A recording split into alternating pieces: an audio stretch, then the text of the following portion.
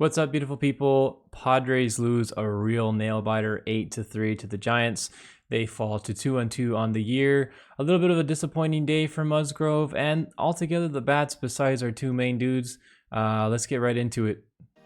I know I've said it for 20 plus years, but I got a feeling this is the year. God, Tatis is such a sexy guy. Keep the faith, baby.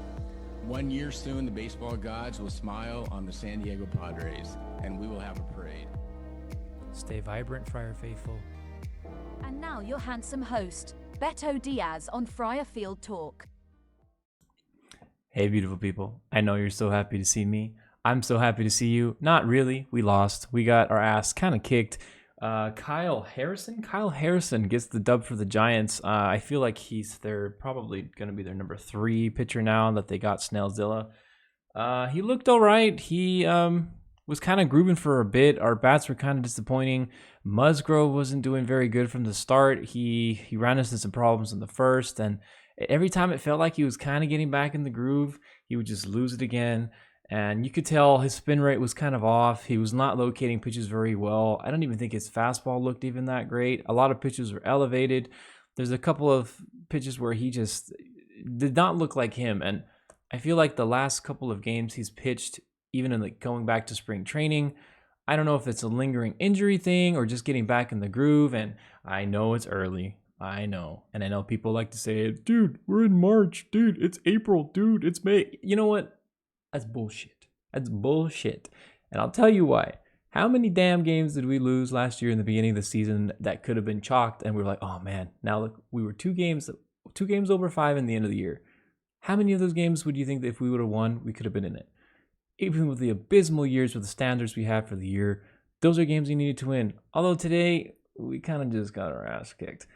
Besides our main dudes, Tatis had 2 big daddy hacks. And I'm saying daddy hacks. One of them was an absolute fucking piss missile. Let's see. Let me have my notes here. 441 feet off 114.9 exit velocity. Anything that goes that far and fast should have a fucking stewardess on it. Ball was crushed. He ended up hitting another one later on, as well as Manuel. Second one went for 360 feet off 109, which is still pretty crazy. Barely went over the left field fence. And then Manuel finally got back on another one for his second home run of the year at 398 feet. I don't think I got the exit velo. I think it was 108, something like that. But other than that, offense was kind of crappy. Didn't really see much progress from anyone's besides maybe Hassan Kim and Cronenworth. Other than that, the lineup was kind of stinker. And of course, the bonehead play of the day, we'll look at that later with Eggy Rosario. Oh, Lord. Baseball 101. You've got to stop at second on that play. I don't know what he was thinking trying to stretch on 3, especially to lead off the inning. It was kind of a buzzkill, but I want to get into the big daddy hacks first from our boy El Nino. Let's see. Let's take a look. Here's the first one. Look at this fucking piss missile. Oof! And the sexy bat flip to go with it. Oh my God. I thought that shit was going to clear the stadium. The fact that it didn't is a damn miracle. God, he's just so sexy. The guy just exudes just amazing energy and vibes. That dude's happy. It seemed like at this point I thought, oh man, maybe this is a chance. 2-run game in the 6th. But then we couldn't really do much after that. And I don't know. I feel like Harrison, I forget his name, Kyle Harrison, whatever the fuck his name is. He's their 3rd starter now behind Snellzilla. He looked all right. He got in a bit of a groove, but our offense was definitely struggling. Let's take a look at the second daddy hack now. See if this works. Yeah, kind of quick off the bat. Barely goes over the left field wall. I mean, I feel like this is going to be huge for us going in the future. I mean, obviously that's an understatement with Tatis doing well. But if he can get anywhere near that 30 home run mark, I feel like we're going to be competitive at a lot of games. So it's encouraging to see, especially when he did okay in the Dodger series and kind of all right running around the last couple of days. But it's good to see him get back on it right now. And then we'll have the big Manny Bomba. Let's get here. This ball was crushed too. I don't know what he thought he was doing, throwing a freaking ball in the middle of the zone to Manny like that. Speeding up his bat on a 2-1 count. I mean, what did he expect was going to happen? But Good to see Manny still bashing. I mean, we need some support from our guys, though, man. I mean, it's it's early. I know it's early, but we have to start showing some emphasis on the bottom of our lineup. Let's take a look at the stats for today. Bogarts went 0 for 4. Tatis 2 for 4, obviously with the 2 home runs. Cronenworth 1 for 3. And anyone feel like when you were watching him play, he like looks so slow now? Like, I know he's been chugging around, but I feel like he's lost some speed. No, I don't know. Maybe I'm tripping, but I felt like when he was chugging around a second, it was like, damn, goddamn freight train coming through. And he ain't got that dump truck like Manny, so what's his excuse, you know? But Manny obviously 1 for 4 with the big bomb. Kimmy Bop, he got 2 for 4 today. He's actually looked pretty good today. I feel like his hits kind of came in untimely manners. I don't think there was anyone on both times when he got the hits. Profar with a stinker, which honestly, I can anticipate this happening a lot.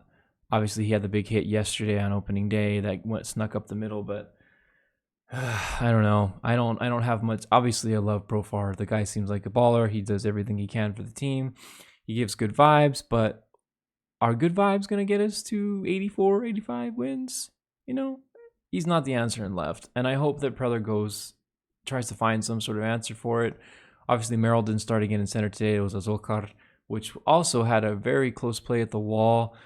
A lot of people were saying on Twitter, like, oh, I wonder if Merrill can get that ball. Bro, Ken Griffey Jr. couldn't get that fucking ball. That ball was like at least, 7-8 feet above his head. The fact he even got glove on it was a damn miracle. When he fell down, it seemed like he almost like broke his ankle when he was going down the ground. But yeah, that ball was not catchable. And maybe if you think, oh, maybe it wasn't. Nah, it was not catchable. Anyways, back to the stat lines. Not really happy on Profar. Eggy Rosario, Campusano 1 for 4. Eggy Rosario also 1 for 4. 1 for 2 actually, but that one should have been caught by, who was it, Wade in right? I forget who the right fielder is. I don't know why Yastrzemski wasn't playing, even though he's kind of trash. But yeah, that ball, he hit a ball right to the right fielder. It was still a tough play, but I feel like a normal right fielder should be able to catch that. And Eggy with the bonehead play of the game. Cue the clown music. Boom, boom, boom. I'm not a great editor. Tries to stretch it into 3 with nobody on to start the inning and gets absolutely hosed at third. I mean, you could have thrown him out. Whoever you are watching, it don't matter who it is, you could have gunned him at third the way he was running. And by the time he got to second base, the camera work too. It's like you see his helmet or something at second, and you're like, ah, shit, this guy's gonna get fucking gunned. And sure enough, they showed him at third, just waiting for the ball. So pretty crappy play by Rosario. I feel like that's a little league play that even little leaguers know. You just got to stay on second, do your little dance. Oh, look, I'm on second base. Let's go, bring me in. Just like Soler did. There was a ball that Soler hit for a double that kind of looked like he might be able to stretch for 3, even though Soler's a lot slower. He was there, took his hit, and I think he got Chapman hit a home run like very short after that. It was a 2-run bomb. So stuff like that, man. I mean, it's got to be limited, especially with guys that are at the bottom of the lineup. I mean, that's the main worry for all of us, right? Bottom of the lineup. Because I think obviously Tatis, Bogarts, Machado, they'll do their job. Been pleasantly surprised with Cronenworth. I don't know how long it's going to last. I'm hoping and praying for a bounce back year, like I'm sure most of you are. But I don't know. I feel like he's just gone hot. I hope I'm wrong. I hope he does. I mean, obviously, anything he does from last year, I'm saying this with wishful thinking, is an improvement from last. But he's been doing really good. I mean, he's batting 400 so far to start the season, so like I can't complain. Wade did pinch hit. He went 0 for 1. Osokar with 1 for 2, and then Merrill also pinch hit. It was interesting not to see Merrill out there today. I know he went with Azokar. I don't know if there was just a lefty-righty matchup. I don't know. I would have liked to see Merrill out there trying to get him as much reps as possible. If you're trusting the kid to manage center field on opening day, you got to give him more reps, right? Although Sugar, I feel like, is the perfect 4th outfielder, but with the team that we have and the limited outfielders we have, it's kind of hard. So, yeah. And then let's see the bullpen work. Obviously Musgrove, very disappointing afternoon. His spin rate, the whole time it seemed lackluster. I think he went 5 2/3, 8 hits, 4 runs, 1 walk, 3 Ks. And those 3 Ks he got to were like in the later innings that he ended up pitching. Did not look well throughout the whole game. He speaks about later in this post games, like he's not sure if it was more of a location thing or a spin rate thing. I think it's a little bit of both.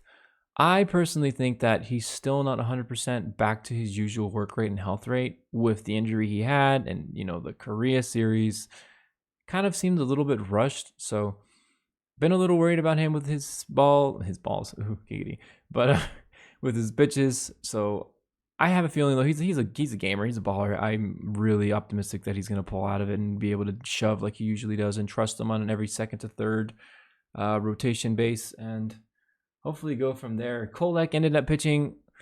This guy, I think I was seeing something. I'm not too sure. Don't quote me on this, but I'm pretty sure he's a Rule 5 guy. And I don't know how long he's going to last on our team. He did pitch in the Korea series, and he looked pretty good. But today, he looked like crap. He pitched an inning, and he allowed 3 hits off 2 runs and 1 K. Enyo was the only one in the bullpen that actually looked pretty good today. He went an inning and a third, and he allowed 1 hit, and he struck out 1. And then Avila, of course, I don't know about Avila either. Pitched an inning, 1 hit, and 2 runs, 1 walk. 2 Ks, though, so I guess the K to walk ratio, But overall, lackluster performance from our pitching squad, obviously starting with Musgrove. But I do think he's going to get out of it, and I do think it's probably just the work rate thing where he just got to get back to normal. Obviously, he had that big injury in September. I think it was September last year. So I'm not too worried about that, but I guess we'll do on a we'll see basis. Let me get back right here. Yeah. So moving forward to tomorrow, I think 2-2 so far overall. I think today it's not something to be completely worried about, especially because we're in March still. But I've been a firm believer, like I'll reiterate from the start, that it's never too early. It's never too early to play better and be competitive in games that are close. Just be competitive altogether, especially against NL West division rivals. Obviously, the Giants have upgraded a lot this year with the addition of Lee, obviously Snellzilla now, Chapman. So they went out and spent their big bucks, and it's going to be interesting to see at the end of the season how it turns out for them, because it's kind of like following a similar path to the Padres. I'm sorry, when they ended up signing all their dudes in fairly successive fashion with the Cronenworth, Machala, Bogarts, all that stuff that was going on. And it kind of blew up in her face last year, but who knows? Maybe this year it's going to be different. I'm remaining optimistic. Obviously, I think that our boys have plenty of talent and plenty of room to improve, but to be able to make the playoffs this year, it's definitely going to be tough. So games like this, we definitely have to step up and do a little bit better. Tomorrow, looking to tomorrow's matchup, we have our first Dylan Cease appearance.